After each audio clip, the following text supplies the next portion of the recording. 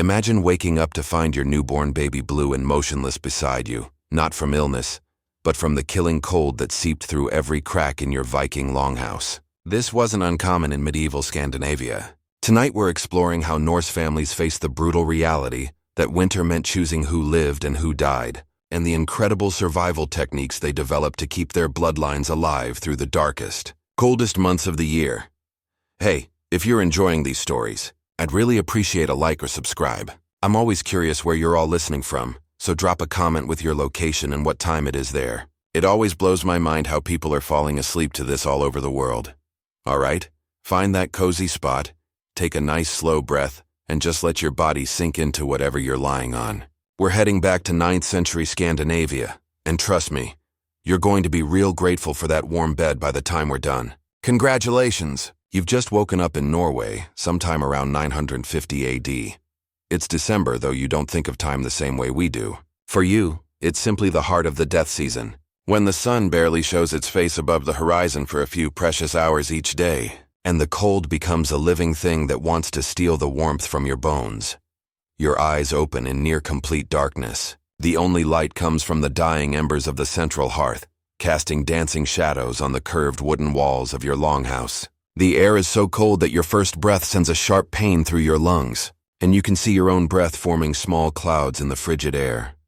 This isn't like modern cold, where you might shiver and reach for a thermostat. This is medieval Scandinavian winter cold that can kill you in your sleep if you're not careful. The kind of cold that turns water to ice so quickly that if you left a bowl of water by your bedside, it would be solid by morning. The kind of cold that makes your joints ache and your skin burn. You're lying on what passes for a bed, a wooden platform built against the wall, raised off the stone floor to avoid the worst of the cold that pools near the ground. Beneath you is a mattress stuffed with straw, feathers if your family is prosperous, covered with layers of wool blankets and animal furs. Every piece of fabric, every hide, represents months of work and preparation for this season. The longhouse around you stretches about 60 feet in length, its curved wooden walls rising to a peaked roof. This single room houses not just your immediate family, but extended relatives, servants, and even some of the most valuable livestock. You can hear the soft lowing of cattle from the far end of the building, their body heat contributing to the overall warmth. In Viking society, sharing space with animals during winter isn't considered primitive. It's smart survival strategy. As you shift beneath the heavy furs, you feel the presence of other bodies nearby. Your children sleep pressed against you, their small forms seeking warmth. Your spouse lies on the other side, and beyond them, parents, siblings, cousins. Everyone packed together not out of lack of privacy, but out of necessity. Shared body heat can mean the difference between waking up alive or not waking up at all. The central hearth is the heart of your survival system. It's not just a fireplace, but a carefully engineered heating solution that's taken generations to perfect. The fire pit is lined with stones that absorb heat during the day and release it slowly throughout the night. Above it, a hole in the roof allows smoke to escape, but it's covered with a wind-deflecting system that prevents downdrafts from extinguishing the flames. Keeping that fire burning is literally a matter of life and death. Someone in the household takes shifts throughout the night, waking every few hours to add fuel and maintain the flames. Tonight, it's your turn for the midnight watch. You can tell by the color of the embers that it's time to add more wood. Sliding carefully out from under the furs, you immediately feel the full force of the cold. The temperature difference between under the blankets and the open air is shocking, perhaps a difference of 30 or 40 degrees. Your bare feet touch the stone floor and the cold shoots up through your body like lightning. You've learned to move quickly and efficiently in these conditions. The woodpile is kept inside during winter, stacked against the walls where it can dry and remain accessible even when snow blocks the doors. You select pieces carefully, hardwood that will burn long and hot, kindling to get the flames going again. The Vikings have developed sophisticated knowledge about different wood types and their burning properties. Oak burns hot and long, birch catches quickly. Pine produces resin that helps fires start, but can create dangerous flare-ups. As you rebuild the fire, the flames cast new light around the longhouse, revealing the ingenious adaptations your family has made for winter survival. Thick tapestries hang from the walls, not just for decoration but as insulation. The gaps between wooden planks are stuffed with moss, animal hair, and clay, whatever materials can block the wind. Every opening except for essential ventilation has been sealed. The rising warmth from the renewed fire begins to push back the cold, but you know this is just a temporary victory. Outside, the temperature has dropped to levels that would be dangerous even with modern equipment. The wind carries the sharp bite of Arctic air from the north, and you can hear it howling around the corners of the building, seeking any weakness in your defenses. Before returning to bed, you check on the other members of your household. Your elderly father sleeps closest to the fire, wrapped in the thickest furs. Age makes the cold more dangerous, and the family's survival strategy includes protecting the most vulnerable. Your youngest child, barely 2 years old, sleeps between you and your spouse, benefiting from both parents' body heat. This child represents both hope and anxiety. Infant mortality during winter is high, not just from disease but from the simple inability of small bodies to maintain core temperature. You've already lost one baby to the cold, 3 winters ago, and the memory of finding that small, still form in the morning haunts your preparation for every winter since. The longhouse you live in represents centuries of trial and error in cold weather construction. Every element has been tested by generations of your ancestors, refined through the harsh teacher of winter survival. Those who built poorly didn't survive to pass on their techniques. The foundation is crucial in this climate. Unlike modern houses with deep foundations below the frost line, Viking longhouses are built on stone footings that distribute weight and provide some insulation from ground frost. The floor is a combination of packed earth and stone, covered with rushes and straw that provide both insulation and comfort. The walls themselves are marvels of medieval engineering. The outer walls are constructed of overlapping wooden planks, fitted so tightly that gaps are minimal. But the real innovation is in the layered approach to insulation. Between the outer wall and an inner wall of woven panels, there's a gap filled with whatever insulating materials are available: animal hair, moss, even clay mixed with straw. The roof is perhaps the most critical element. It's not just about keeping rain and snow out, but about managing heat retention and ventilation. The Vikings developed a complex understanding of how heated air moves within a building. The peaked design allows hot air to rise to the highest point, where the smoke hole provides controlled ventilation. Too much ventilation and you lose precious heat. Too little and smoke will suffocate the inhabitants.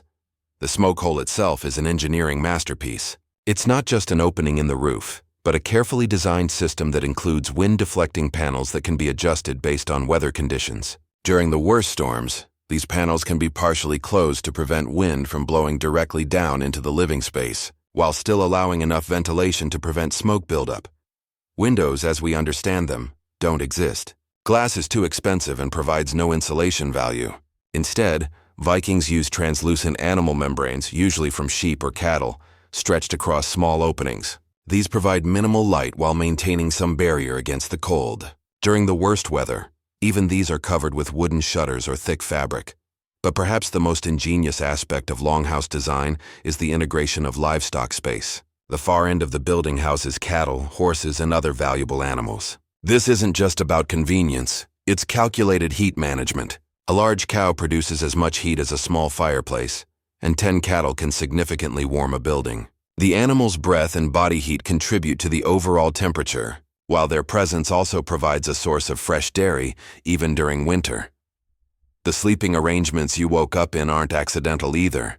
The sleeping platforms are built at specific heights to take advantage of heat stratification. Warm air rises, so sleeping several feet off the ground puts you in a warmer zone than floor level. The platforms are also built against exterior walls, with the inner side open to receive heat from the central fire. Storage within the longhouse follows survival priorities. Food stores are kept in the coolest areas to prevent spoilage, but not so cold that they freeze. Tools and equipment are positioned for easy access during emergencies. Extra fuel for the fire is kept dry and within reach. Spare clothing and blankets are stored in ways that keep them dry and ready for use. The very layout of the longhouse reflects Viking understanding of winter psychology as well as physics. The central hearth isn't just a heat source. It's the social and spiritual center of family life during the long, dark months. People gather around it for meals, storytelling, craftwork, and religious observances. The fire represents life, hope, and community survival. Maintenance of this survival architecture is constant during winter. Someone checks daily for new gaps where wind might enter. Ice buildup on the roof must be managed to prevent dangerous accumulation that could cause collapse. The smoke hole requires regular attention to prevent blockage from ice or snow. Even the livestock areas need monitoring to ensure the animal's health. contributes to rather than detracts from the household survival. Your family has spent the entire previous season preparing this longhouse for winter. The summer months were devoted not just to gathering food, but to maintenance and improvement of the building itself. New chinking for gaps, repairs to the roof, reinforcement of weak points discovered during the previous winter. Each season teaches lessons that improve the next year's survival chances. As you settle back into the warm nest of furs and bodies, you're surrounded by the results of this accumulated knowledge. Every piece of wood, every stone, every technique represents generations of your ancestors figuring out how to stay alive in one of the world's most challenging environments. You're not just sleeping in a house. You're resting within a sophisticated survival system developed through centuries of life and death experimentation. The darkness is perhaps the most difficult aspect of Viking winter survival, and it's something that no amount of preparation can entirely overcome. In northern Scandinavia during December and January, the sun may not rise above the horizon for weeks at a time. What little light exists comes during a few hours of twilight, creating a perpetual dusk that can drive people to despair. You've been living in this darkness for weeks now, and you can feel its effects on your mind and body. Your sleep patterns have shifted dramatically from summer schedules. Without natural light to regulate your internal clock, you find yourself sleeping in longer periods, sometimes 12 or 14 hours at a time, then waking for shorter periods of activity. This isn't laziness, it's survival adaptation. Your body is conserving energy during the period when food is scarce and physical activity is limited. The Vikings understood this instinctively, developing cultural practices that work with rather than against these natural rhythms. Winter is the season for indoor crafts, storytelling, planning for the next year, and social bonding that strengthens community ties. But the psychological challenge is real and dangerous. What modern medicine calls seasonal affective disorder, Vikings simply called winter madness. They recognized that the long darkness could drive people to violence, despair, or dangerous behavior. Some individuals simply couldn't cope with the sensory deprivation and social isolation that winter brought. Your family and community have developed strategies to combat this psychological threat. The central hearth serves not just as a heat source but as a focus for social activity. Every evening, the household gathers around the fire for communal meals, storytelling, and shared work. These rituals provide structure and social connection that help maintain mental health during the darkest months. Storytelling is particularly important during this season. The long winter nights are when the great sagas are recited, when family histories are passed down, when the cultural knowledge of your people is transmitted to the next generation. These aren't just entertainment, they're psychological lifelines that connect you to something larger than the immediate struggle for survival. The stories serve multiple functions. They pass time during the long dark hours. They preserve important cultural knowledge and values. They provide mental escape from the harsh realities of winter survival. And they strengthen social bonds by creating shared experiences and common references that unite the community. You can hear your grandmother's voice now, telling one of the old stories about Thor's battles with the frost giants. These tales aren't just mythology, they're metaphorical expressions of your people's struggle against winter itself. Thor represents human courage and ingenuity in the face of forces that want to destroy life. The frost giants are the cold, the darkness, the despair that threaten to overwhelm human communities. Religious and spiritual practices also intensify during winter. The Vikings understood that survival required not just physical preparation, but spiritual strength. Winter solstice celebrations mark the turning point when daylight begins to return, providing hope during the darkest period. Sacrifices and offerings to the gods increase during winter, seeking divine protection against the forces that threaten survival. The close quarters of winter living create their own psychological challenges. Privacy virtually disappears during the coldest months, as everyone must stay close together for warmth. Conflicts that might be easily resolved during summer, when people can find space and solitude, become magnified when there's no escape from each other's presence. Your family has developed subtle protocols for managing these tensions. Certain areas of the longhouse are understood to belong to specific individuals or families within the larger household. Quiet voices are used to avoid disturbing others. Disagreements are postponed or handled through intermediaries to prevent disruption of the fragile social harmony that winter survival requires. Work continues during winter, but it shifts to activities suitable for indoor spaces and limited light. Women weave, sew, and repair clothing and household items. Men work with leather, wood, and metal, maintaining and creating tools and weapons. Children learn adult skills through observation and participation in these activities. This work serves practical purposes but also provides psychological benefits, a sense of accomplishment and productivity that combats the depression that darkness can bring. The rhythm of winter days develops its own pattern that helps provide psychological structure. Wake when you naturally wake, often late by summer standards. Share a communal meal around the fire. Engage in indoor work or crafts. Share another meal. Participate in storytelling or social activities. Rest when your body demands it. This flexible but consistent structure helps maintain mental health during a season when external cues for daily rhythms have largely disappeared. Your mind has adapted to these rhythms over the years. You've learned to find beauty in the subtle differences of winter light, the blue glow of snow under starlight, the way firelight dances on wooden walls, the brief moments when sunrise creates spectacular colors across the southern horizon. These small beauties become precious during a season when beauty is scarce. You've also learned to manage the claustrophobia that can come with winter confinement. Mental techniques passed down through generations help you cope with the sensation of being trapped. Visualization exercises where you imagine summer landscapes, memories of warm weather activities, and detailed planning for next year's projects all help your mind escape the physical constraints of winter survival. The development of patience becomes crucial during this season. Everything takes longer in winter. Getting dressed, moving around, accomplishing simple tasks. Rushing leads to mistakes, and mistakes in winter can be fatal. Your people have learned to move deliberately, think carefully, and accept the slower pace that winter survival requires. Your body is constantly fighting a battle against hypothermia, and the techniques your family uses to win this battle represent sophisticated understanding of heat production, conservation, and distribution. Every aspect of your clothing, bedding, and behavior has been optimized through generations of trial and error to keep your core temperature above the point where vital organs begin to shut down.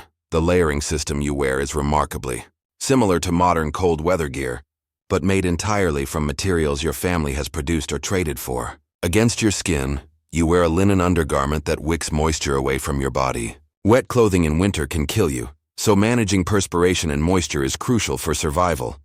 Over the linen, you wear a wool tunic and trousers. Wool retains its insulating properties even when damp, making it ideal for the variable conditions of winter survival. Your family raises sheep specifically for their wool, and the women of the household spend significant portions of the year preparing, spinning, and weaving this wool into clothing that can mean the difference between life and death. The outer layer consists of a thick wool cloak and leather or fur overgarments. These provide wind resistance and additional insulation. The furs come from animals your family has hunted or traded for: bear, wolf, seal, or reindeer, depending on what's available in your region. Each type of fur has different properties. Bear fur is extremely warm but heavy. Wolf fur repels moisture. Seal fur is waterproof. Your head covering is particularly important, as your body loses significant heat through your scalp. You wear a wool cap that covers your ears, often lined with fur for additional warmth. During extreme cold, you might add a hood, or even wrap your entire head, leaving only your eyes exposed. Your hands and feet require special attention, as frostbite typically affects extremities first. You wear mittens rather than gloves, as mittens allow your fingers to share warmth. The mittens are often made with fur on the inside for warmth and leather on the outside for durability. Your feet are wrapped in wool or fur, then placed in leather boots that may be stuffed with additional insulating materials like dried grass or moss. But clothing is just the beginning of your heat management strategy. Your diet during winter shifts dramatically to support your body's increased need for calories to maintain core temperature. You consume significantly more fat and protein during cold months, as these nutrients provide the sustained energy your body needs for heat production. The evening meal around the central fire isn't just about nutrition, it's a heat management event. Hot food raises your core temperature temporarily, and the social activity of eating together ensures that everyone's condition is monitored. Family members watch each other for signs of hypothermia, confusion, slurred speech, excessive shivering, or paradoxically, the cessation of shivering, which can indicate dangerous cooling. Your sleeping arrangements are carefully engineered for maximum heat conservation. The platform bed keeps you off the cold floor, but the real innovation is in the bedding system. Multiple layers of wool blankets create insulating air spaces, while furs on top provide additional warmth and wind resistance. The heaviest furs go on top, creating weight that helps trap warm air close to your body. The practice of sleeping in close contact with family members isn't just about emotional comfort. It's calculated heat sharing. Two bodies under shared covering stay significantly warmer than two individuals sleeping separately. Children, elderly family members, and anyone showing signs of illness are positioned to receive heat from the warmest, healthiest adults. During extremely cold nights, your family may implement emergency heat conservation measures. Everyone moves closer to the central fire, sleeping in a communal arrangement that maximizes shared body heat. Additional furs are brought out of storage. Hot stones from the fire may be wrapped in leather and placed in the bedding to provide localized heat sources. You've learned to recognize the signs that your heat conservation system is failing. Persistent shivering means your body is working hard to generate heat. Numbness in extremities indicates reduced blood circulation.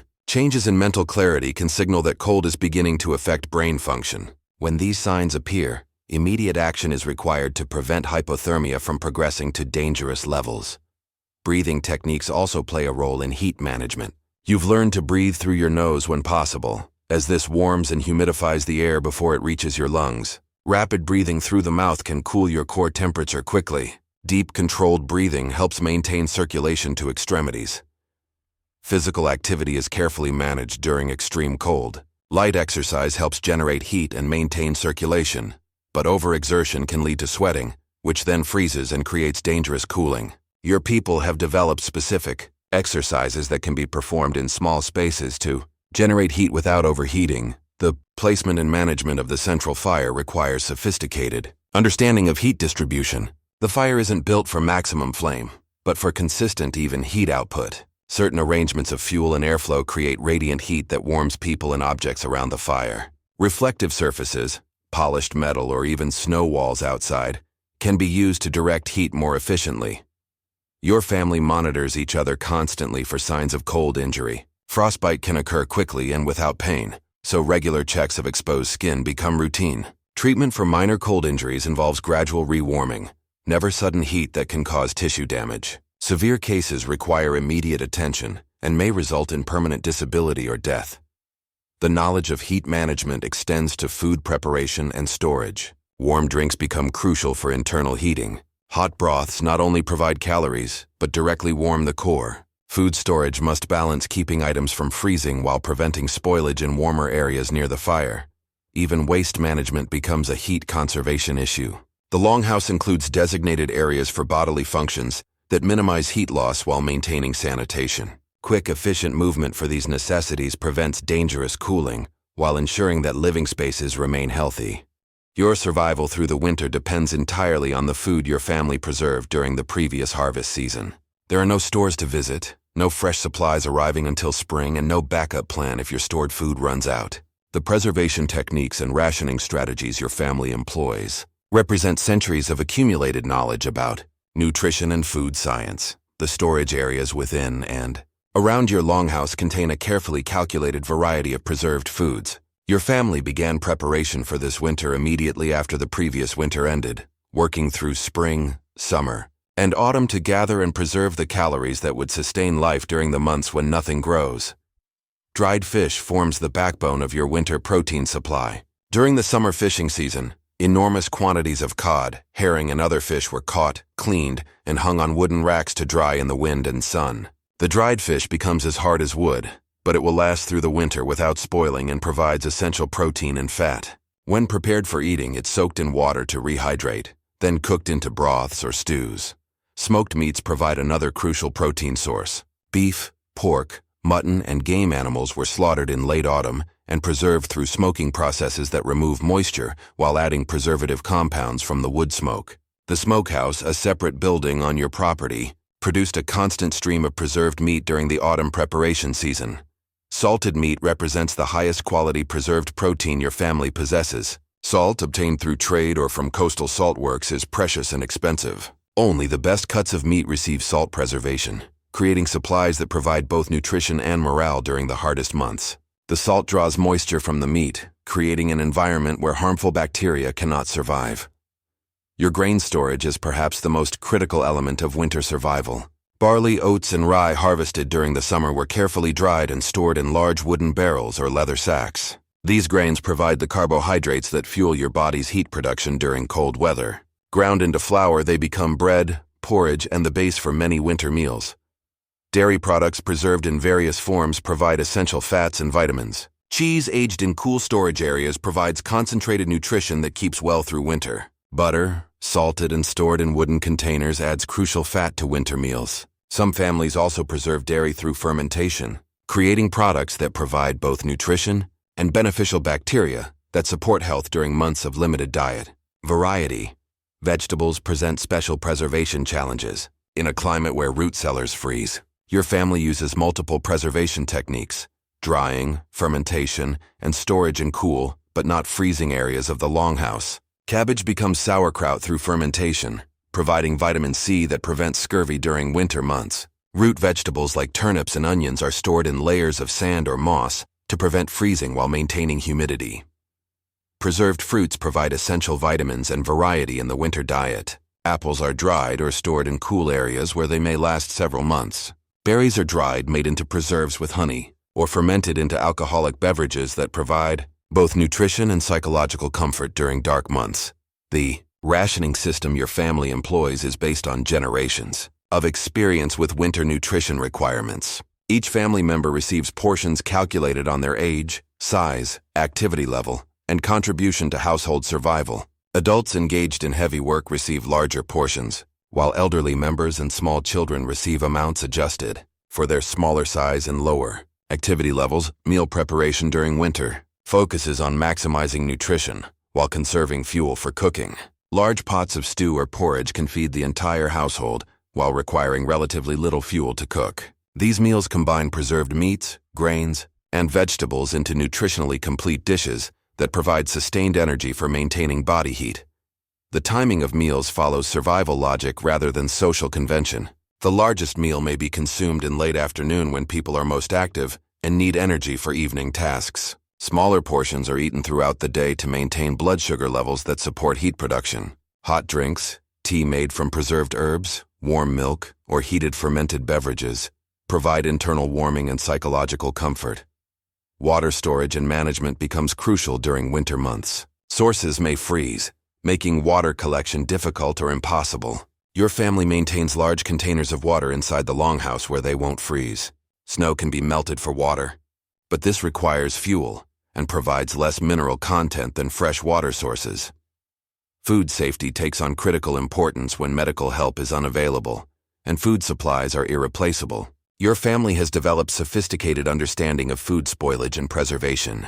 Foods are inspected regularly for signs of deterioration. Storage areas are monitored for temperature and humidity conditions that might compromise food safety. The psychological aspects of winter nutrition are as important as the physical aspects. Variety in food preparation helps maintain morale during months of eating preserved foods. Special occasion meals featuring the best preserved foods mark important dates and provide psychological rewards for enduring winter hardships. The social aspects of communal meals around the central fire strengthen family bonds and community spirit. Supplements to the preserved food supply come from winter hunting and fishing when conditions permit. Fresh meat from successful winter hunts provides crucial nutrition and variety. Ice fishing, when weather permits, may yield fresh fish that provides both nutrition and psychological boost from eating fresh rather than preserved food. Your family also maintains emergency food supplies, the most durable preserved foods that are only consumed if other supplies run dangerously low. These might include the hardest dried fish, the oldest preserved grains, or special preserved foods that will last longest but are least appetizing. The existence of these emergency supplies provides psychological security, as well as actual insurance against starvation. The transition from autumn abundance to winter rationing requires significant psychological adjustment. After months of eating fresh foods and variety, the winter diet becomes monotonous and limited. Your family has developed strategies for making preserved foods more palatable through creative preparation techniques and combinations that provide variety within the constraints of available ingredients. Cooking techniques adapt to winter conditions and limited fuel supplies. Slow cooking methods that maximize nutrition extraction from preserved foods become standard. Techniques for stretching limited ingredients, using bones for broth, saving cooking liquids for reuse, combining small amounts of expensive ingredients with larger amounts of basic foods, help ensure that food supplies last through the entire winter season. Disease during winter months represents a threat that could destroy your family more quickly than cold or starvation. With no access to medical professionals, limited pharmaceutical knowledge, and the impossibility of seeking help from distant communities, preventing and treating illness becomes a constant concern that shapes every aspect of winter survival. The close quarters of winter living create ideal conditions for contagious diseases to spread rapidly through your household. Everyone sleeping, eating, and working in the same space means that if one person becomes ill, the entire family is at risk. Your people have developed protocols for managing illness that balance the need for care with the necessity of preventing spread.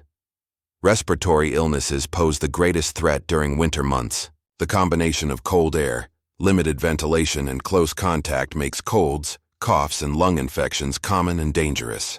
What might be minor inconveniences during warmer months can become life-threatening when your body is already stressed by cold and limited nutrition. Your family's understanding of illness prevention focuses heavily on maintaining overall health and strength. Adequate nutrition, sufficient rest, and staying warm are recognized as the primary defenses against disease. These aren't just comfort measures. They're calculated strategies for maintaining immune system function during the season when illness is most dangerous. Hygiene. Practices adapt to winter conditions while attempting to prevent disease transmission. Water for washing must be heated, requiring precious fuel, so bathing becomes less frequent but more strategic. Hands and faces are washed regularly, particularly before meals and after contact with animals or waste. Clothing is changed when possible, though washing and drying clothes in winter requires significant resources. The treatment of illness relies on knowledge passed down through generations of winter survival. Various herbs preserved from summer harvests provide the basis for most medical interventions. Willow bark for pain and fever, pine needles for vitamin C, various plants for digestive problems, and other herbal remedies represent sophisticated understanding of plant medicine developed through centuries of trial and error.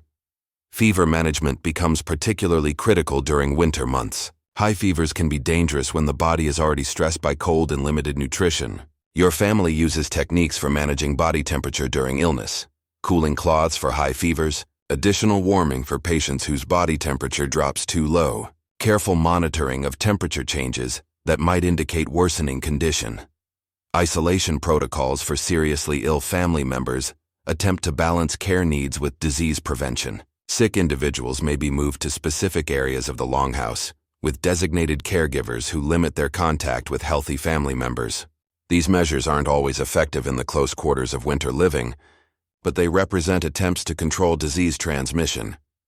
Nutritional support for ill family members focuses on foods that are easiest to digest and most nutrient-dense. Broths made from bones and preserved meats provide easily absorbed nutrition for people who may not be able to eat solid foods. Warm liquids help maintain hydration and provide internal warming for patients whose body temperature regulation may be compromised.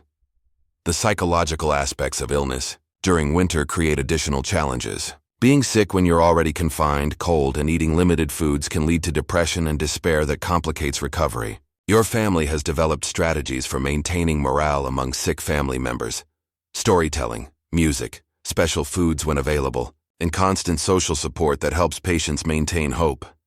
Pregnancy and childbirth during winter months present extreme challenges for survival. Women giving birth in winter face risks from cold, limited nutrition, potential complications without medical assistance, and the challenge of keeping newborns warm enough to survive. Your family's knowledge includes techniques for managing pregnancy and birth during winter conditions. Though infant mortality rates during winter months remain high, care for elderly family members requires special attention during winter months. Older individuals are more susceptible to cold injury, respiratory illness, and complications from limited nutrition.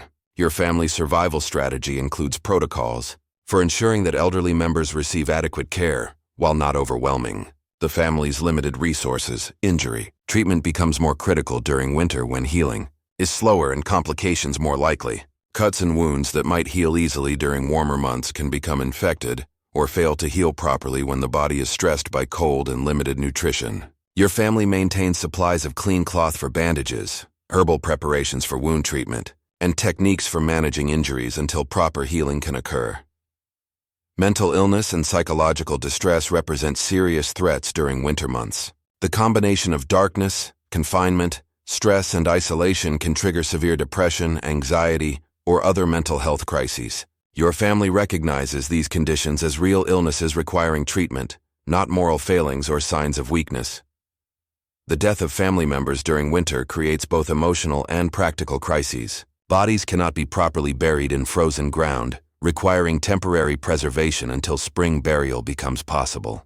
The loss of family members may also mean loss of essential skills, labor, or knowledge that was crucial for survival. Your family has developed protocols for managing death during winter while maintaining the psychological health of survivors. Preventive measures focus on maintaining conditions that support health and prevent illness. Adequate ventilation to prevent air stagnation while maintaining warmth. Regular cleaning of living spaces to reduce disease transmission. Careful food preparation to prevent foodborne illness. Monitoring of family members. For early signs of illness when intervention might be more effective. The knowledge of medicinal plants and their preparation represents sophisticated understanding of pharmacology developed through generations of experience. Different preparations, teas, poultices, tinctures, powders, are used for different conditions and different patients. Dosages are calculated based on experience with patient age, size, and condition severity. Your family maintains emergency medical supplies throughout winter. Clean cloths for bandages, preserved medicinal plants, tools for basic medical procedures, and materials for treating common winter injuries and illnesses. These supplies are carefully conserved and used only when necessary, as they cannot be replaced until spring gathering seasons. Winter survival for Viking families wasn't an individual effort, but a complex web of social relationships, mutual obligations, and community cooperation that could mean the difference between surviving until spring or perishing in the cold.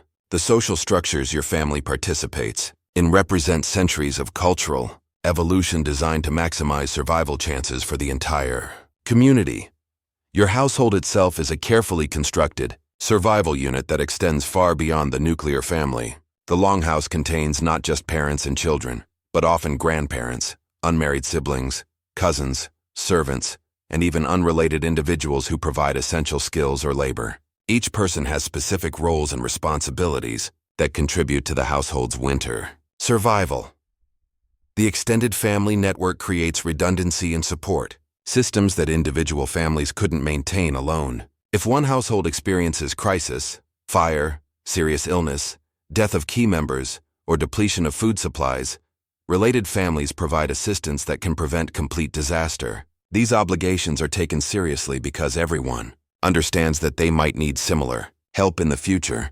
Your family's relationship with neighbors follows carefully. Develop protocols for mutual assistance during winter months. Families share information about weather conditions, coordinate hunting and foraging activities when possible, and provide backup support for emergency situations. These relationships are maintained through a complex system of obligations, gift-giving, and shared labor that operates throughout the year, but becomes critical during winter. The village or settlement social structure includes mechanisms for supporting families in crisis while maintaining overall community survival. Wealthier families with better food supplies may provide assistance to struggling neighbors, but this assistance comes with obligations and expectations that maintain social stability.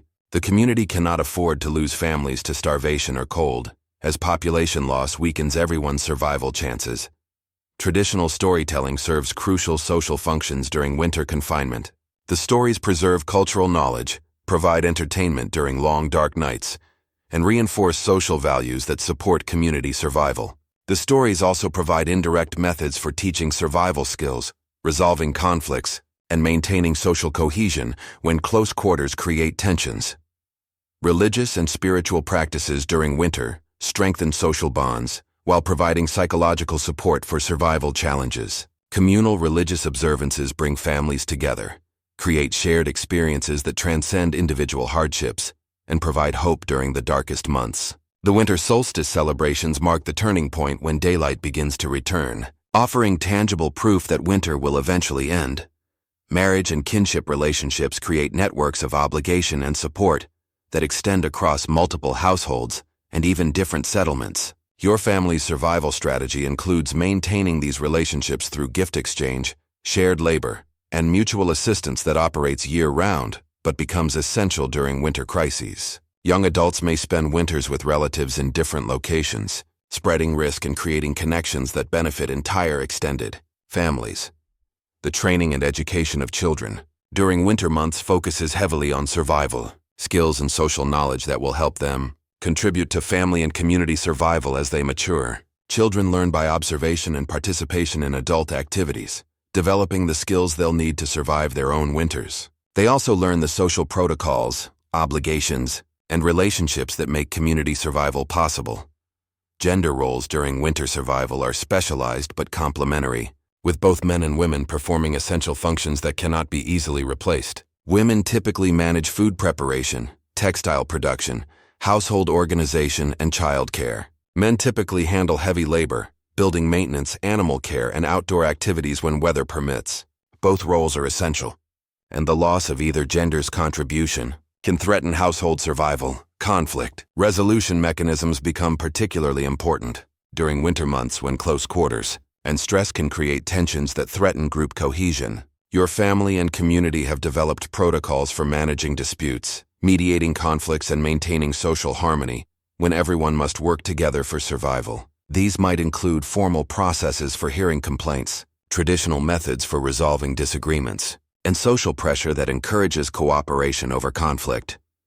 The elderly members of your community serve crucial functions during winter survival, despite their reduced physical capabilities. They possess knowledge accumulated over decades of winter survival, remember solutions to problems that younger people haven't encountered, and provide continuity of cultural knowledge that helps maintain community identity during crisis periods. Caring for elderly members isn't just moral obligation, it's practical investment in survival knowledge.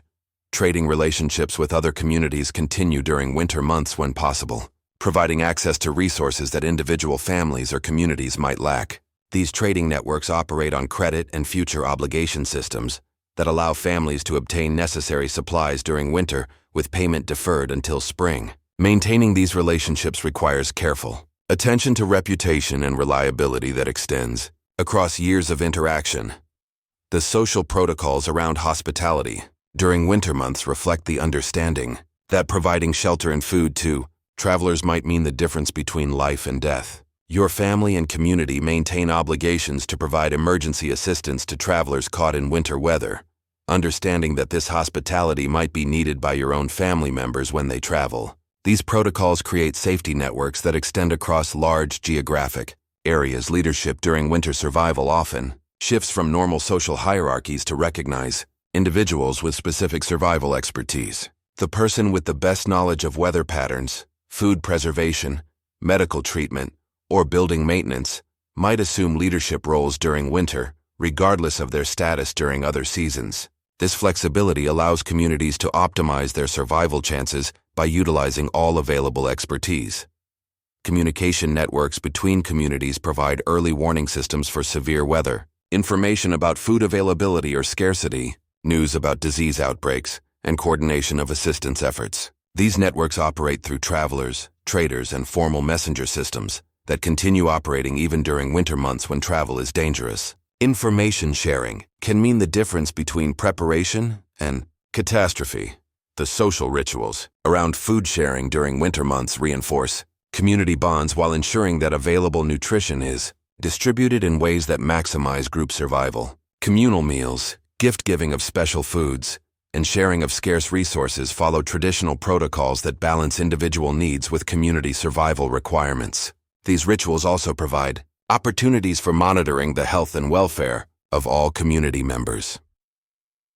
Youth and adult social activities during winter confinement help maintain mental health and social cohesion.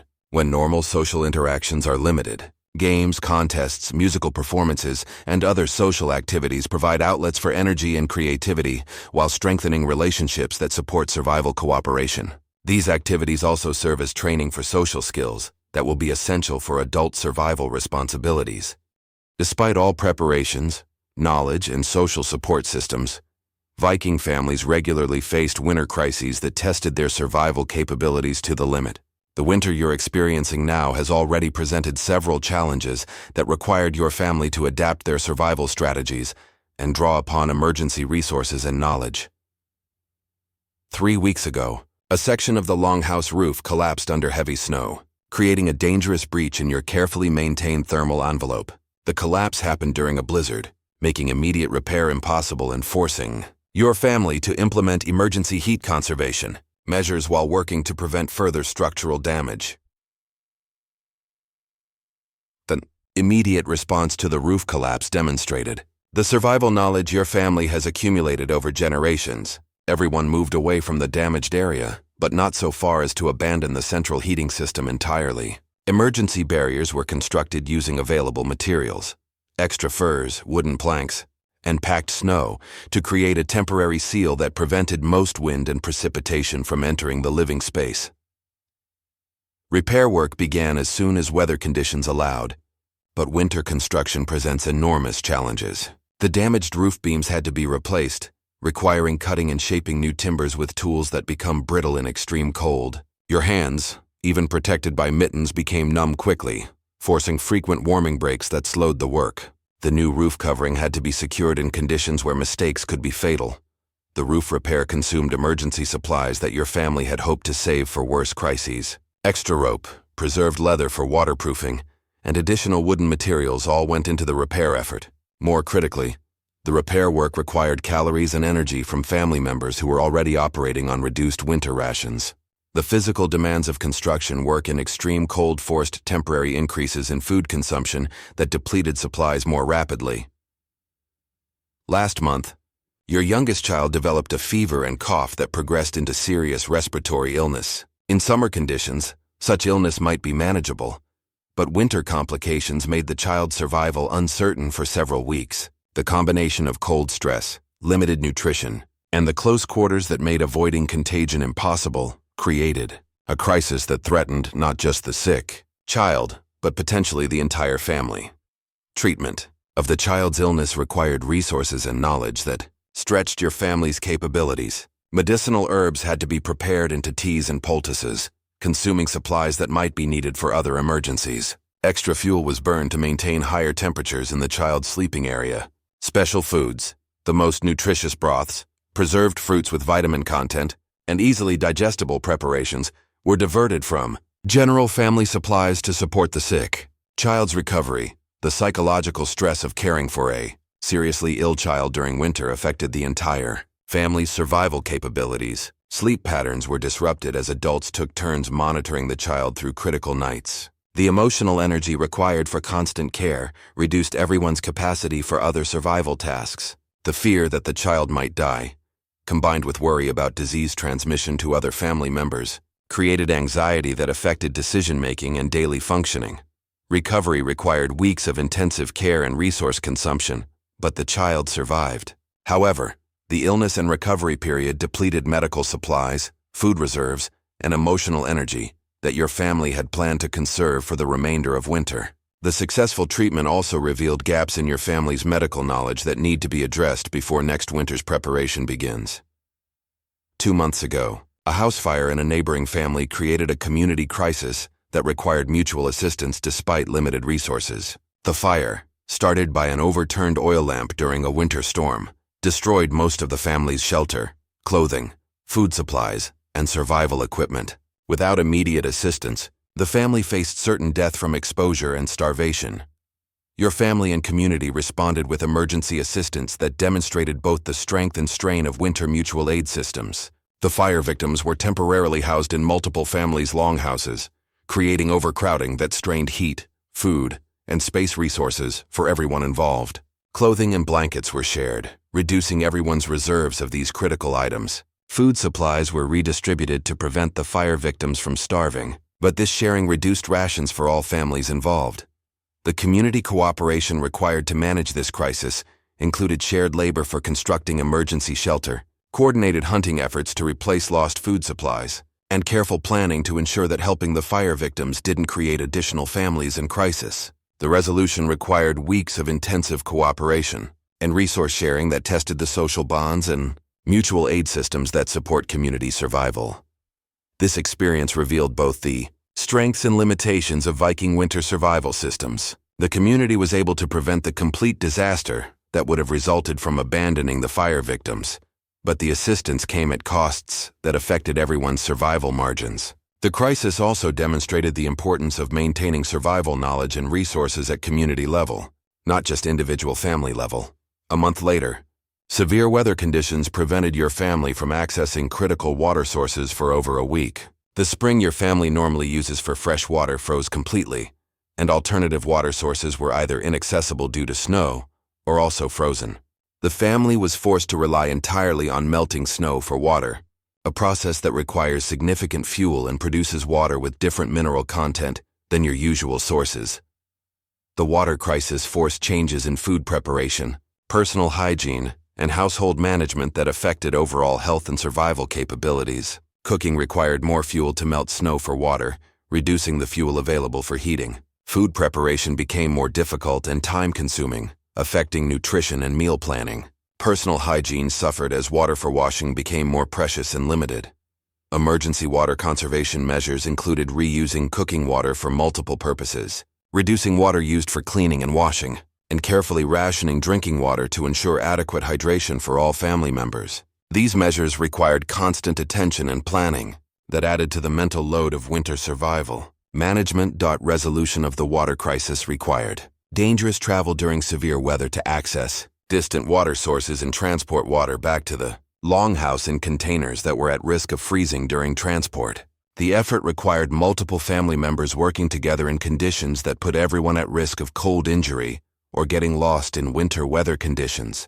Currently, your family is managing a food supply crisis that has developed gradually over the winter months. Calculations made during autumn preparation appear to have underestimated consumption requirements, or perhaps food spoilage has been higher than expected. With several weeks of winter remaining, food supplies are running lower than planned, requiring immediate rationing and emergency measures to prevent starvation.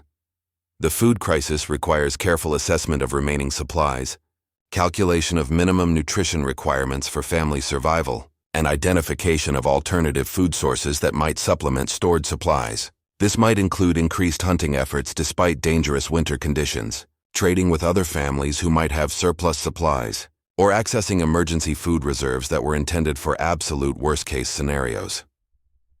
Emergency rationing affects not just the quantity of food consumed, but also meal planning, cooking strategies, and the psychological challenges of hunger during an already stressful survival situation. Everyone in the family must adjust to smaller portions, less variety, and the constant awareness that food might run out entirely before spring arrives with new food sources. When standard winter survival strategies fail or become insufficient, Viking families relied on emergency protocols that could mean the difference between surviving crisis situations or losing family members to cold, starvation, or other winter hazards. These emergency measures represented the last line of defense against forces that could overwhelm even well-prepared households. The most extreme emergency heating protocol involves sacrificing long-term survival resources for immediate heat production when normal heating systems become insufficient. This might include burning furniture, tools, or even structural elements of the longhouse to maintain life-sustaining temperatures during extreme weather events. Such decisions are never made lightly, as they consume resources that would normally be essential for long-term survival. When conventional fuel supplies run dangerously low, your family has knowledge of alternative heating materials that can provide emergency warmth. Animal fat can be burned in emergency lamps that provide both heat and light. Dried animal dung, when available, burns slowly and provides sustained heat output. Even clothing and textiles can be burned as last resort fuel, though this obviously reduces protection against cold. Emergency food protocols activate when normal food supplies become insufficient for family survival.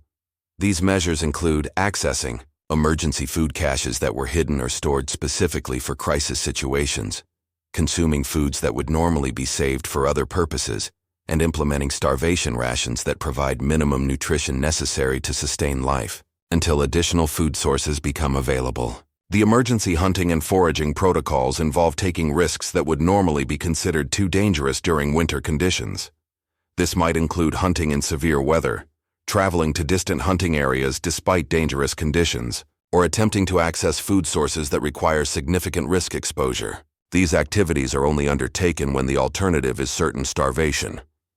When water sources become inaccessible or contaminated, emergency water procurement protocols include techniques for finding and accessing water sources that might not be normally used, methods for purifying questionable water sources, and strategies for conserving water when supplies become critically limited. This knowledge can mean the difference between dehydration and survival during water crises. Emergency shelter protocols activate when the primary longhouse becomes uninhabitable due to fire, structural collapse, severe damage, or other crisis situations. These protocols include knowledge of rapid shelter construction techniques using available materials, methods for creating emergency heat sources in temporary shelters, and strategies for maintaining survival capabilities without the resources and protections that the permanent longhouse normally provides. The medical emergency protocols your family maintains include knowledge of treating severe injuries, managing serious illnesses, and providing emergency care when normal medical resources are insufficient or unavailable. This includes techniques for treating severe cold injuries, managing medical crises without normal supplies, and making difficult decisions about resource allocation when medical needs exceed available resources. Communication emergency protocols provide methods for signaling distress to neighboring families or communities when immediate assistance is required for survival. These might include fire signals, sound signals, or messenger systems that can operate even during severe weather conditions. The protocols also include methods for coordinating emergency assistance from multiple families when individual household resources are insufficient for managing crisis situations. Emergency evacuation protocols provide strategies for abandoning the primary survival location when conditions become too dangerous for continued occupation. This includes knowledge of alternative shelter locations, methods for transporting essential survival supplies during emergency relocation, and strategies for maintaining family survival capabilities while relocating to safer locations. The psychological emergency protocols address the mental health crises that can develop during extreme survival situations. These include techniques for managing panic, despair, and other psychological states that can interfere with survival decision-making, methods for maintaining family morale during crisis situations, and strategies for preventing psychological breakdown that could threaten individual and family survival capabilities. Resource prioritization during emergencies requires difficult decisions about which survival necessities take priority when not all needs can be met simultaneously. These protocols provide frameworks for making decisions about heat versus food, individual needs versus family survival, immediate safety versus long-term survival capability, and other choices that must be made quickly during crisis situations. The emergency child protection protocols focus on maintaining the survival of children and infants when adult survival capabilities become compromised. This includes techniques for maintaining child body temperature when normal warming methods are insufficient, methods for providing child nutrition when normal food supplies are inadequate, and strategies for protecting children during evacuation or emergency relocation situations. Emergency protocols for elderly and disabled family members address the special needs and vulnerabilities of individuals who may require additional assistance during crisis situations. These protocols balance the moral obligations to care for vulnerable family members with the practical limitations of emergency survival capabilities. The community emergency coordination protocols provide methods for organizing multi-family responses to crisis situations that exceed individual household capabilities.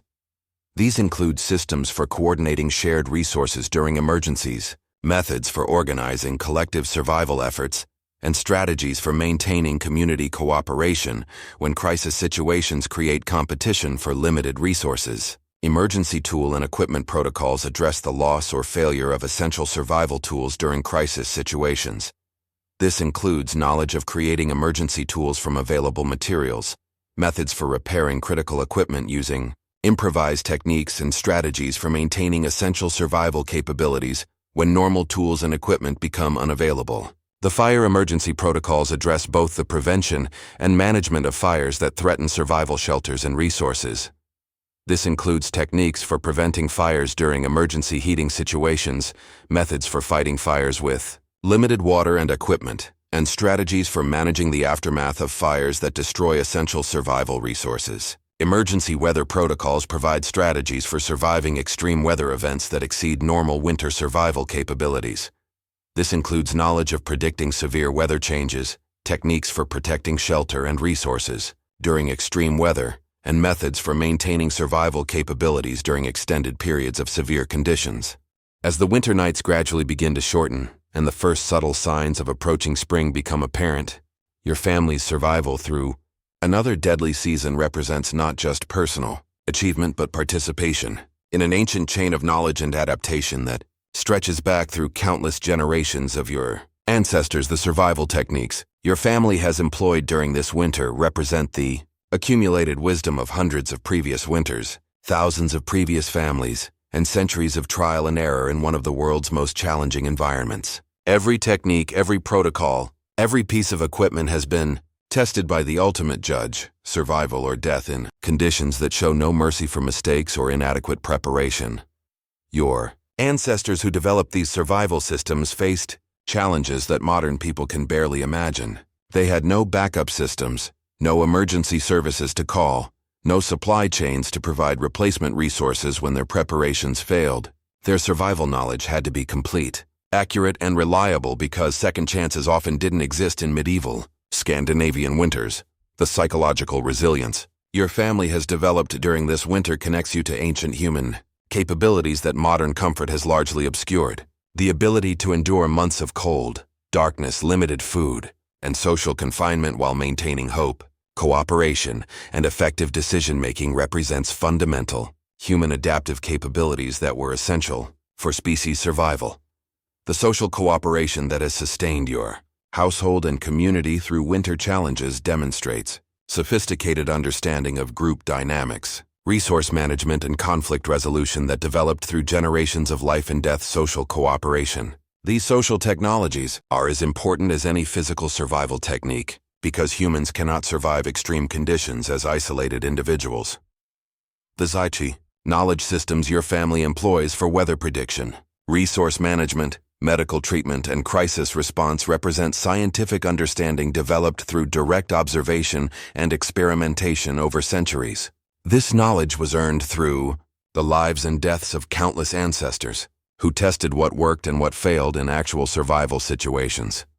The integration of spiritual and practical elements in your family's survival strategy reflects understanding that human survival requires not just physical preparation but psychological and spiritual resources that provide meaning, hope, and social cohesion during extreme challenges. The religious and cultural practices that sustain your family through winter are as essential as food and shelter for maintaining the human capabilities needed for survival.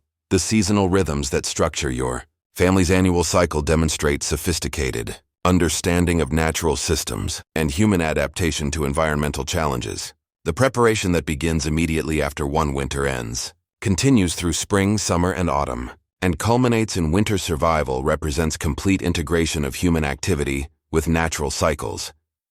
The craftsmanship evident in your family's shelter, tools, clothing, and equipment reflects generations of refinement in creating objects that must function perfectly in life-threatening conditions. Every element of your survival system has been optimized through practical testing in situations where failure meant death. The food systems your family employs demonstrate advanced understanding of nutrition, preservation, storage, and resource management that ensures adequate nutrition during months when no fresh food is available. This knowledge includes not just practical techniques but sophisticated understanding of human nutritional requirements during extreme stress conditions. The medical knowledge your family possesses represents empirical understanding of human physiology, disease prevention, injury treatment, and pharmaceutical applications developed through direct experience with winter health challenges. This knowledge saved lives and prevented suffering in conditions where modern medical interventions were completely unavailable. The educational systems that transmit survival knowledge from generation to generation ensure that essential information is preserved, tested, and improved over time. The storytelling, practical training, and cultural transmission methods your family uses represent sophisticated educational technologies that ensure survival. Knowledge reaches each new generation. Your survival through this winter makes you a link in an unbroken chain of successful adaptation that connects you to the very Origins of human civilization in northern climates. You carry within your experience and memory the proof that humans can survive and even thrive in conditions that would challenge our species' most advanced technologies. The approaching spring represents not just relief from winter's immediate challenges, but renewal of the annual cycle that will test your family's ability to prepare for the next winter. The knowledge gained during this winter will inform next year's preparations, contributing to the ongoing refinement of survival systems that must work reliably year after year. The children in your household who have survived this winter have gained invaluable education in resilience, cooperation, resource management, and practical skills that will serve them throughout their lives. They have experienced firsthand the human capabilities that enabled their ancestors to colonize some of the world's most challenging environments. The community bonds that have sustained everyone through winter challenges will continue to provide mutual support and cooperation that extends far beyond winter survival. These relationships, tested and strengthened through shared hardship, form the foundation of social systems that enable complex human societies to flourish. Even in harsh environments, your family's successful winter survival contributes to the preservation and transmission of cultural knowledge that represents one of humanity's great achievements. The development of technologies and social systems that enable human communities to thrive in virtually every environment on Earth. The winter solstice has passed, and though the coldest days still lie ahead, the gradual return of daylight brings both practical benefits and profound psychological relief to your family and community. Each day now brings a few more minutes of sunlight, a tangible promise that winter will eventually end and spring will return with warmth, fresh food, and renewal of life. The increasing daylight allows your family to extend daily activities beyond the limited hours when artificial light was the only option. Tasks that were difficult or impossible by firelight can now be accomplished during the extended daylight hours. Maintenance work on the longhouse, care for animals, and outdoor activities when weather permits all become more feasible as daylight hours slowly increase. Your family's psychological state has noticeably improved since the solstice. Despite the continued cold and limited food supplies, the visible evidence that winter is passing, even gradually, provides hope and mental energy that help sustain motivation for continued survival efforts. The knowledge that each day brings spring closer makes current hardships more bearable. The community celebrations that mark the return of light serve crucial psychological and social functions that extend far beyond simple observance of astronomical events. These celebrations provide opportunities for families to gather, share resources and stories, reinforce social bonds, and collectively acknowledge their survival achievements. The festivals also provide welcome relief from the routine challenges of daily winter survival. Planning for spring activities begins during these late winter weeks, providing psychological focus on future possibilities rather than current limitations. Your family starts discussing field preparation, seed planting, building projects, and other spring activities that will be possible once winter ends. This planning provides hope and purpose that helps sustain morale during the remaining weeks of cold weather. The gradual changes in weather patterns, though subtle, provide experienced observers like your family with information about winter's progression and likely timeline for spring arrival. Slight changes in wind patterns, cloud formations, temperature variations, and animal behavior all provide clues about seasonal transition that help with planning and psychological preparation.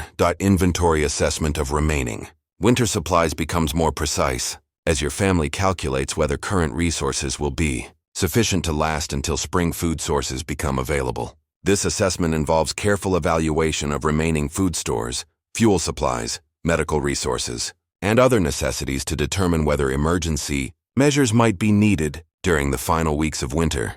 The wildlife activity that becomes more noticeable as daylight hours increase provides both practical opportunities and psychological encouragement for your family. Birds that disappeared during the darkest months begin to return or become more active. Small mammals may become more accessible for hunting. These changes provide both potential food sources and evidence of natural cycles continuing toward spring. Maintenance and repair projects that were postponed during the worst winter weather can now be undertaken during extended daylight hours. Your family begins addressing accumulated maintenance needs in the longhouse, repairs to tools and equipment, and preparation of items that will be needed for spring activities. This work provides both practical benefits and psychological satisfaction. From productive activity, the social dynamics within your household shifts subtly, as the prospect of spring provides relief from the intense cooperation and resource sharing that winter survival required. Individuals begin to think more about personal projects and activities that will be possible once winter restrictions end. However, the family must still maintain winter survival cooperation until spring actually arrives. Communication with neighboring families and communities increases as travel becomes slightly more feasible with longer daylight hours. This increased contact provides opportunities to share information about winter survival experiences, coordinate preparations for spring activities, and provide mutual assistance for families who may be struggling with late winter challenges. The children in your household show increased energy and optimism as daylight hours extend and winter's psychological pressure begins to ease. Their improved morale contributes to overall household atmosphere and helps adults maintain hope and motivation during the remaining winter weeks. The children also begin to anticipate spring activities and freedoms that winter confinement has prevented. Food preparation strategies begin to shift as your family balances the need to conserve remaining winter supplies with the knowledge that spring food sources will eventually become available. This might involve slightly increased portions to improve morale while maintaining careful rationing to ensure supplies last until spring arrives. The planning for next winter's preparation begins during late winter weeks as your family evaluates the successes and failures of current winter survival strategies. Observations about food consumption rates, fuel usage, equipment performance, and other survival factors inform planning for next year's preparation activities. Religious and spiritual observances focus increasingly on themes of renewal, hope, and gratitude for survival through winter's challenges. These practices provide both thanksgiving for survival achievements and spiritual preparation for the spring activities that will soon be possible. The anticipation of spring freedom begins to affect daily routines and psychological states as your family looks forward to the end of winter confinement. This anticipation must be balanced with continued attention to current survival needs, as late winter can still present deadly challenges for families who become careless in their survival practices.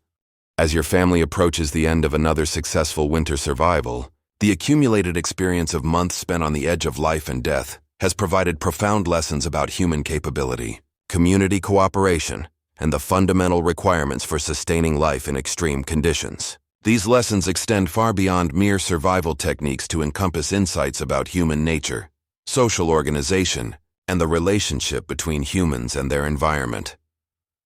The experience of rationing limited resources while maintaining family health and morale has demonstrated the critical importance of planning, discipline, and fair distribution systems that ensure everyone's needs are met while preventing waste or overconsumption.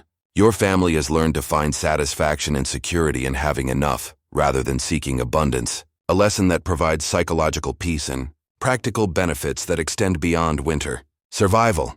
The months of close quarters living have revealed both the challenges and benefits of intimate community cooperation. Your family has learned to manage personality conflicts, respect individual needs within group requirements, and maintain personal identity while subordinating individual desires to group survival necessities. These skills in cooperative living provide foundations for social relationships that will benefit your family throughout their lives. The constant vigilance required for winter survival has developed mental habits of observation, assessment, and response that enhance your family's ability to recognize and address challenges before they become crises.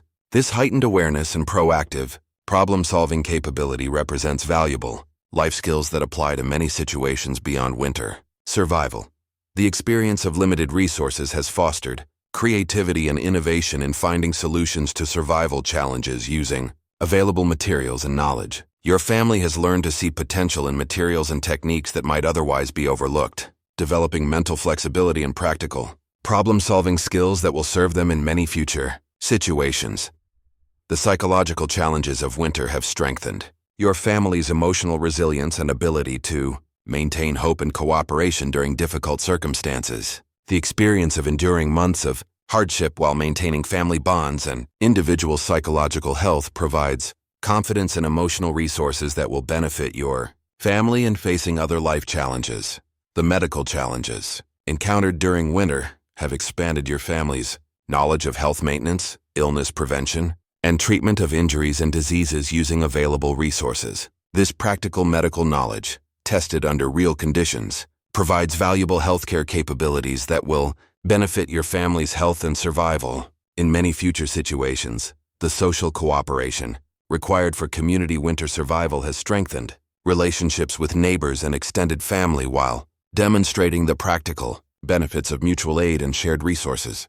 Your family has learned to balance individual needs with community obligations, creating social networks that provide security and assistance beyond what individual families could achieve alone.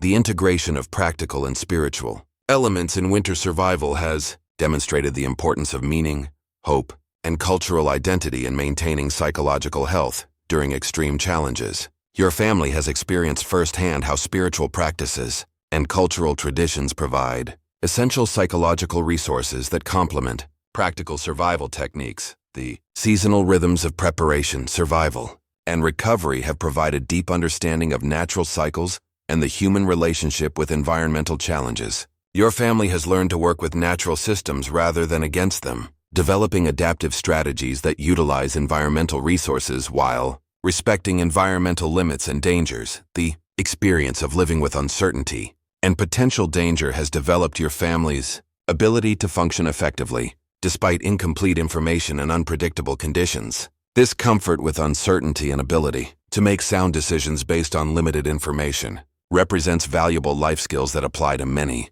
challenging situations. The responsibility for family survival has developed leadership capabilities and decision-making skills in family members who have learned to assess situations, consider alternatives, and make choices that affect everyone's welfare. These leadership experiences provide valuable personal development that will benefit individuals throughout their lives. The technical skills developed through winter survival, building, craftsmanship, food preservation, resource management, and other practical capabilities represent valuable knowledge that contributes to your family's long-term prosperity and security. These skills provide both immediate practical benefits and economic value that extends far beyond winter survival situations. The educational experiences provided by winter survival give children in your family practical knowledge, emotional resilience, and social skills that cannot be learned through theoretical instruction alone. The children have gained real-world education in responsibility, cooperation, resource management, and problem-solving that will benefit them throughout their lives. The successful completion of another winter survival cycle provides your family with confidence in their capabilities and knowledge that they can meet extreme challenges through preparation, cooperation, and perseverance. This confidence in their survival abilities provides psychological security and willingness to face future challenges that will benefit your family in many life situations. The connections between individual survival and community welfare have been demonstrated repeatedly throughout winter, showing your family how personal security depends on community health and how individual contributions benefit everyone's survival chances. This understanding of mutual interdependence provides foundations for social responsibility and community participation that will benefit your family and community throughout their lives. The optimization of limited resources has taught your family to find satisfaction and security in sufficiency rather than excess, developing values and attitudes that provide both practical benefits and psychological peace in many life situations. This ability to find contentment with adequate resources rather than constantly seeking more provides valuable perspective on material wealth and personal happiness.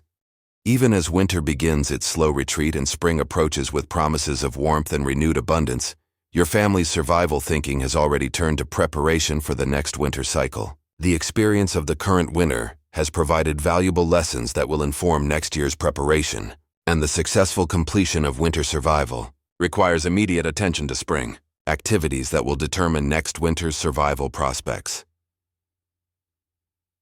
The assessment of current winter's survival performance begins while winter is still ongoing. As your family evaluates which strategies worked effectively, which resources were adequate or insufficient, and which techniques or equipment need improvement for next year's survival efforts, this evaluation process continues throughout spring and summer as your family implements improved strategies based on winter experience. Spring planning must balance recovery from winter's depletion with immediate preparation for next winter's requirements. Your family will need to restore their health and energy after months of limited nutrition and stressful conditions. while simultaneously beginning the food production, resource gathering, and equipment preparation that will enable survival through the next winter cycle. The food production planning for the coming year incorporates lessons learned about consumption rates, storage requirements, preservation techniques, and dietary needs discovered during the current winter. Your family will adjust their agricultural activities, hunting and fishing efforts, and food preservation work based on current winters. Experience with food security and nutrition, requirements, building and equipment maintenance, needs identified during winter will require attention as soon as spring weather permits such work. Your family has observed how their shelter, tools, and survival equipment perform during winter stress, identifying improvements and repairs that will enhance next year's survival capabilities.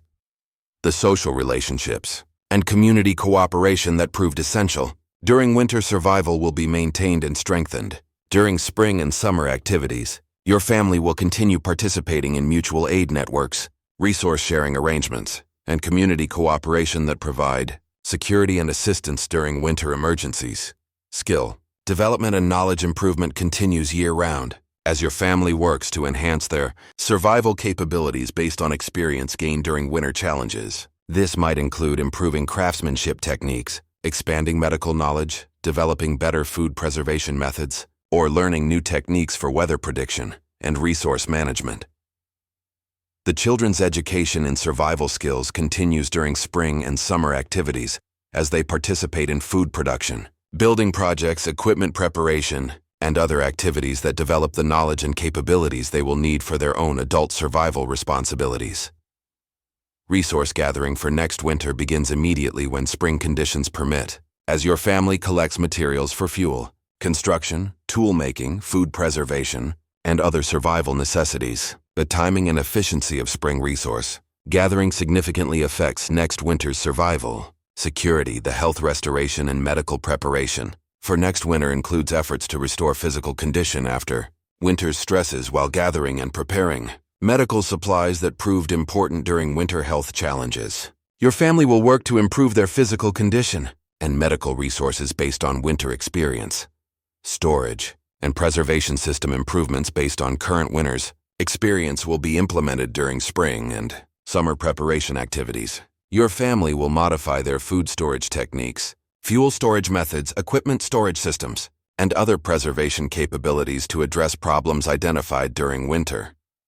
Community knowledge sharing includes discussions with neighbors and extended family about winter survival experiences, successful techniques, resource management strategies, and community cooperation methods that proved effective during winter challenges. This knowledge sharing benefits everyone's survival capabilities.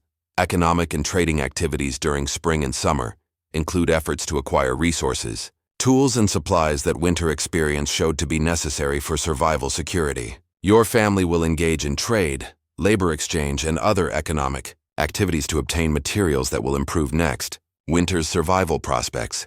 Environmental monitoring and weather pattern observation continues year-round as your family develops better understanding of seasonal cycles, weather prediction, and environmental conditions that affect survival planning.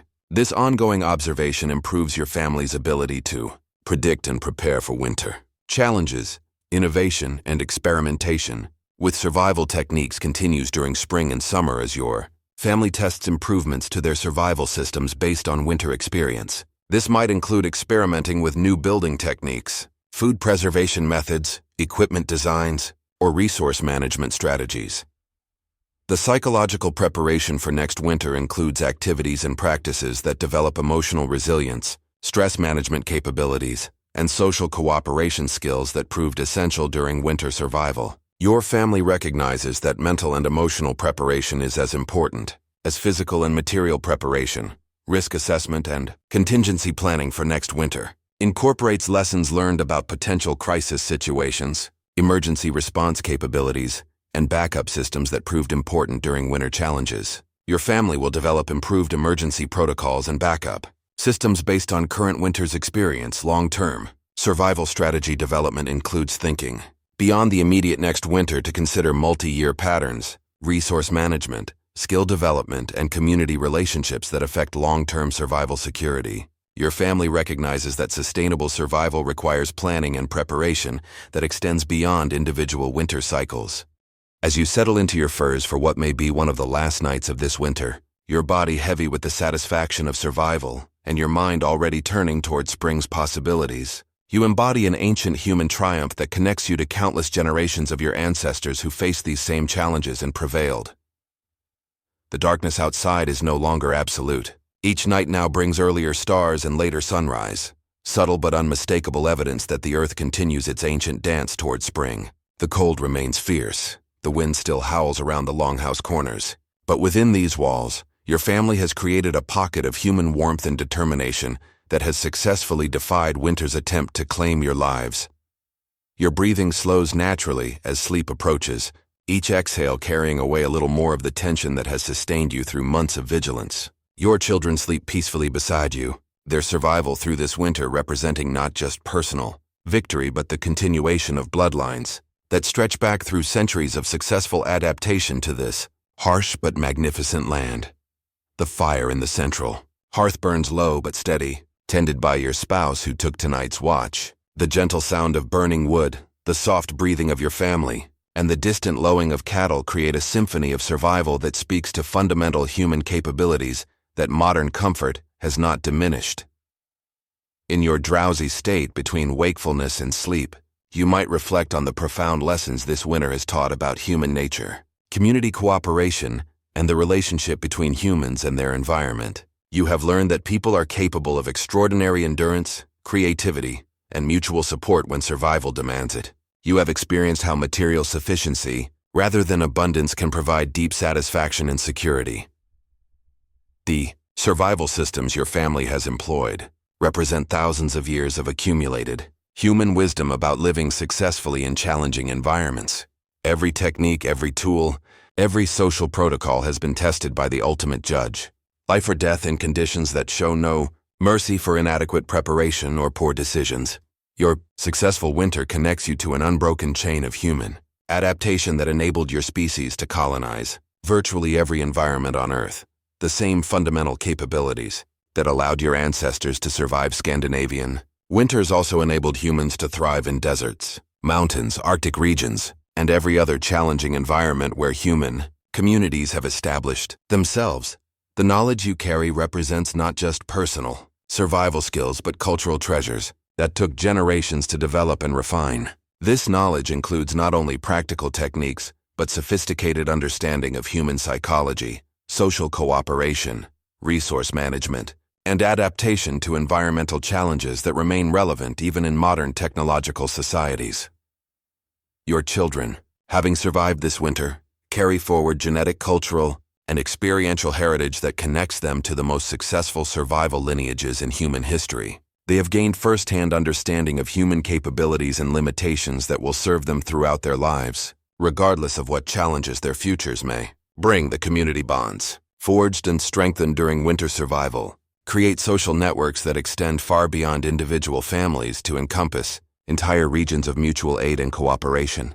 These relationships, tested under extreme conditions, provide security and assistance that individual families could never achieve alone.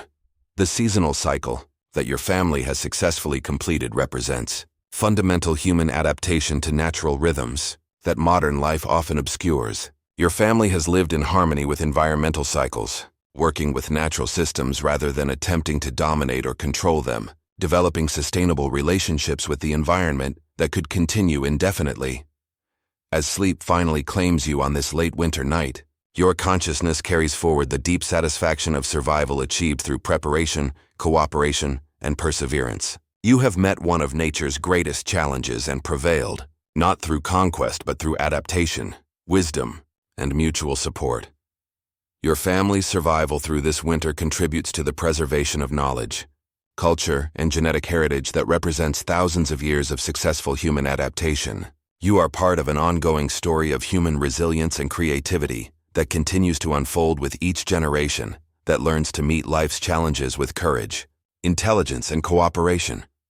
The approaching spring will bring renewal, abundance, and relief from winter's immediate challenges, but it will also bring the responsibility to prepare for next winter's tests. The cycle of preparation, survival, and recovery continues endlessly, each iteration building upon previous experience while facing new challenges that require ongoing adaptation and learning. In your final moments of wakefulness, you might feel profound gratitude for the knowledge, relationships, and resources that have enabled your family's survival. You have experienced firsthand the fundamental human capabilities that enabled your species to thrive in challenging environments through cooperation, preparation, and resilience that remain as relevant today as they were 1,000 years ago.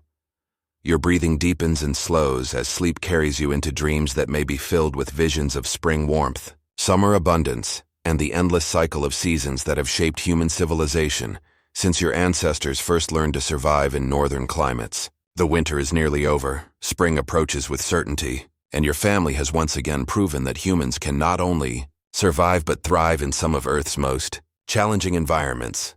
The longhouse around you contains the results of countless generations of accumulated wisdom about surviving in extreme conditions. Every log, every technique, every social arrangement represents knowledge gained through experience and refined through practical application in life and death situations. You are surrounded by and participating in one of humanity's great achievements, the development of technologies and social systems that enable human communities to flourish in virtually any environment. Your successful winter survival connects you to the fundamental human story of adaptation, cooperation, and perseverance in the face of environmental challenges. This story continues with each family that learns to meet life's tests through preparation, mutual support, and the accumulated wisdom of previous generations who faced similar challenges and found ways to prevail. Sleep well, winter survivor. Spring is coming, carrying with it warmth, abundance, and the renewal of life that makes winter's trials worthwhile. Your family has earned their rest through months of vigilance, cooperation, and successful adaptation to one of nature's greatest challenges. Tomorrow will bring new tasks and preparations, but tonight, you can rest in the deep satisfaction of survival achieved through human wisdom, courage, and community. The fire burns low but steady. Your family sleeps peacefully around you, and outside the winter wind continues its ancient song. But within these walls, human warmth, wisdom, and determination have created a sanctuary of life and hope that has successfully defied winter's coldest threats. Rest now, and dream of spring's promise, knowing that you have successfully completed another cycle in the endless human story of adaptation and survival. As your consciousness drifts toward the peaceful realm of sleep, carried by the gentle rhythm of your breathing and the soft crackling of the dying fire, you embody a triumph that transcends your individual survival. You represent the continuation of an ancient human legacy of adaptation, ingenuity, and cooperation that has enabled your species to thrive in Earth's most challenging environments. The techniques your family has used to survive this winter, the shelter design, food preservation, social cooperation, resource management, and crisis response, represent sophisticated technologies developed through centuries of trial and error by your ancestors. This knowledge was paid for with the lives of those who learned what didn't work, refined by those who discovered what did, and preserved by those who successfully transmitted survival wisdom to the next generation. Your children, sleeping peacefully beside you, carry forward not just genetic heritage, but cultural and experiential knowledge that connects them to thousands of years of successful human adaptation. They have learned through direct experience that humans are capable of extraordinary endurance, creativity, and mutual support when circumstances demand it. This knowledge will serve them regardless of what challenges their futures may bring. The community relationships that sustained your family through winter represent social technologies as sophisticated as any physical survival technique. The protocols for mutual aid, resource sharing, conflict resolution, and collective decision-making that your community employs have been refined through generations of practical application in life and death situations. Your successful navigation of winter's psychological challenges demonstrates fundamental human capabilities for maintaining hope, purpose, and social cooperation during extreme stress. These mental and emotional survival skills represent crucial human adaptations that remain as important in modern life as they were in medieval Scandinavia. The integration of practical and spiritual elements in your survival strategy reflects deep understanding that humans require not just physical security but meaning, hope, and cultural identity to maintain psychological health during extreme challenges. The stories, rituals, and beliefs that sustained your family through winter's darkness provide essential psychological resources that complement material survival preparations. Your family's seasonal rhythms of preparation, survival, and recovery demonstrate sustainable relationships with environmental systems that could continue indefinitely. Unlike approaches that attempt to dominate or control natural forces, your survival strategy works with natural cycles and environmental resources while respecting environmental limits and dangers. The craftsmanship evident in your shelter, tools, clothing, and equipment represents knowledge and skills that have been refined through countless generations of practical application. Every element of your survival system has been optimized through testing in situations where failure meant death, creating technologies that represent some of humanity's most reliable and effective solutions to survival challenges. Your successful winter contributes to the preservation of cultural knowledge that represents one of humanity's great achievements, the development of social and technical systems that enable human communities to thrive in virtually every environment on Earth. This knowledge includes not just survival techniques, but sophisticated understanding of human nature, social organization, and environmental adaptation. The approaching spring brings not just relief from winter's immediate challenges, but renewal of the annual cycle that will again test your family's survival capabilities. The knowledge gained during this winter will inform next year's preparation, contributing to the ongoing refinement of survival systems that must work reliably year after year. Your experience connects you to the fundamental human story of migration, adaptation, and settlement that enabled your species to colonize the entire planet. The same basic capabilities that allowed your ancestors to survive Scandinavian winters also enabled humans to adapt to every other challenging environment where human communities have successfully established themselves. As sleep finally claims you, your consciousness carries forward the deep satisfaction of challenges met and overcome through human wisdom, courage, and cooperation. You have participated in the timeless human triumph of adaptation and survival that continues with each generation that learns to meet life's tests through preparation, mutual support, and accumulated wisdom. Rest well, knowing that you have successfully completed another chapter in the endless human story of resilience and adaptation. Tomorrow will bring new challenges and preparations, but tonight you can sleep peacefully in the knowledge that human communities have the wisdom, courage, and cooperation necessary to thrive even in the face of nature's greatest challenges. The winter winds continue their ancient song outside your longhouse, but within these walls, human warmth and determination have created a sanctuary of life that successfully defies the cold and darkness. Your family's survival represents a victory not just over winter's immediate threats, but over the fundamental challenges that all human communities must overcome to sustain life and culture across generations. Sleep deeply, winter survivor, and dream of the spring that approaches with certainty. Your successful winter has earned you rest and the right to hope for warmth, abundance, and renewal that make winter's trials worthwhile. The cycle continues, the knowledge is preserved, and the ancient human story of adaptation and survival lives on through your family's courage and wisdom.